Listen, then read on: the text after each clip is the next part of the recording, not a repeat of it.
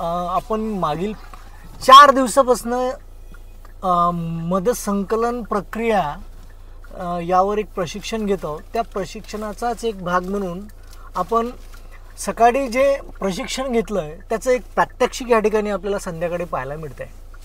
याचं कारण असं की सकाळी ज्या मधमाशा असतात, ज्याला आपण मोठी माशी म्हणतोय किंवा आग्याची माशी म्हणतोय, ती जर उन्हात पाहिलं आपण तर ती फार अग्रेसिव्ह असते आणि म्हणून आम्ही सायंकाळची वेळ या ठिकाणी निवडलेली आहे. आपण पाहतोय रेस्क्यू करत असताना जे प्रशिक्षणार्थी आहेत ते पूर्णपणे तुम्हाला गणवेशमध्ये दिसतील. या किटला आपण टूलकिट म्हणतोय, जे मधमाशा संकलन करण्यासाठी आपण या टूलकिटचा वापर करतोय. मधसंकलन करत असताना हे किट जेव्हा आपण परिधान करतो तेव्हाच आपण मध काढू शकतो. या माशा काढत असताना किंवा मधाचं पोळं काढत असताना आपण पाहू शकतो एक व्यक्ती हा पूर्णपणे झाडावर चढलेला आहे आणि त्याच्या कमरेला एक दोर बांधलेला आहे. तो दोर पूर्णपणे खाली आहे. 2 व्यक्ती बरोबर एक्झॅक्ट त्या मध पोळ्याच्या खाली आहेत. रात्रीची वेळ आहे.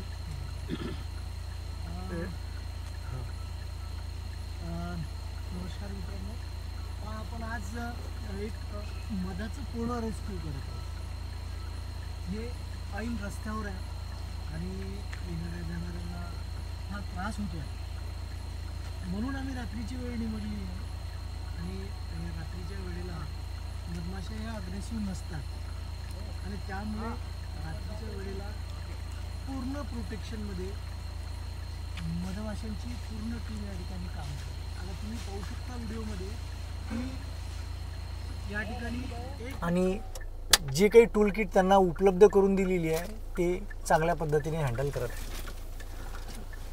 आता आपल्याला प्रश्न पडला असेल की आपण रात्रीची वेळ का निवडली. याचं कारण असं असतं की दिवसानं मधमाशा ह्या फार अग्रेसिव्ह असतात, रात्रीच्या वेळेला त्या शांत असतात.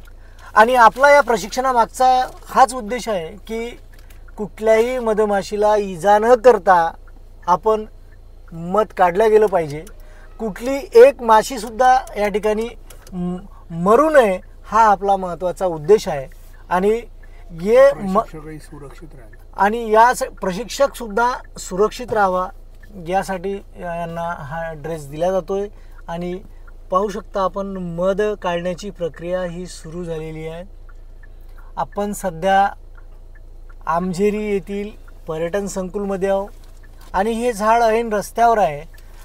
दिवसाने काय होतं आहे की गाड्या आल्यानंतर या पोळ्यावरच्या माशा उडतात आणि बरेचदा असं पाहायला मिळालं की माशा खाली आल्यानंतर पर्यटक हे भीतिग्रस्त होतात.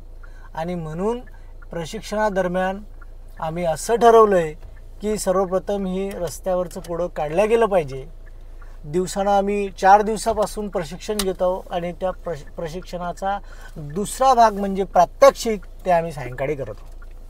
तर आपण पाहू शकता त्या ठिकाणी आता आमचा एक व्यक्ती मधाच्या पोळ्यापर्यंत पोचलेला आहे आणि त्याने त्याची प्रक्रिया ही सुरू केलेली आहे.